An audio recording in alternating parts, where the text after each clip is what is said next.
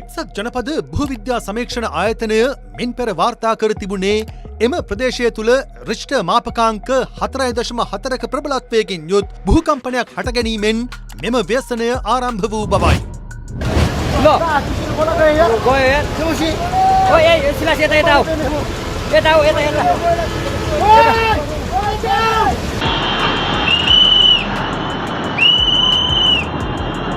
නමුත් පසුව එම ආයතනය ප්‍රකාශ කළේ භූමිකම්පාවක් ලෙස වාර්තා වී ඇත්තේ නායයෑමේ කම්පන සංඥාවක් බවයි.